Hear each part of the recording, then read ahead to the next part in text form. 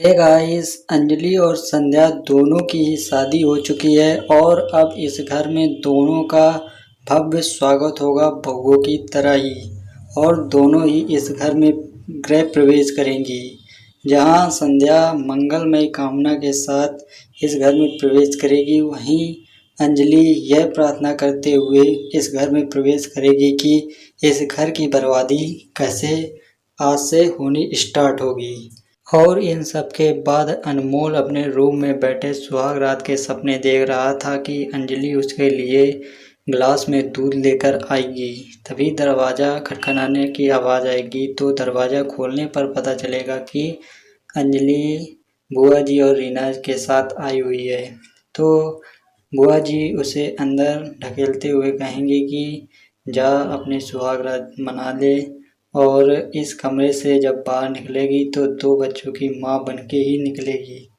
और उस समय तो वह बड़ी मुस्कुरा रही थी, मगर जैसे ही अंदर आएगी तो अपने सारे गहने उतार के फेंक देगी, जिससे अनमोल थोड़ा परेशान हो जाएगा कि सोचेगा कि हो क्या रहा है। और वह फिर उससे अपने पैर की सैंडल तक उतारने को कहेगी, मगर अनमोल अब इस शादी के लिए जो हुई थी तो उसके लिए मजबूर था। अब उसे ऐसा करना ही पड़ेगा और वह उसकी यहाँ तक कि सैंडल भी उतारेगा। और इधर नीरज और संध्या की सुहाग रात में संध्या सबसे पहले नीरज के पैर छुएगी और फिर उसके बाद दोनों के बीच एक लव किसिंग सीन बनेगा। और जैसे ही नीरज किसिंग करने वाला ही होगा, वहाँ पर बुआ जी आ जाएंगी और सबसे पहले झांक कर अंदर देखेंगे कि कुछ गड़बड़ तो नहीं हुआ है। और फिर नीरज से कहेंगे कि तुम्हें दादाजी ने अभी हाल ही बुलाया है।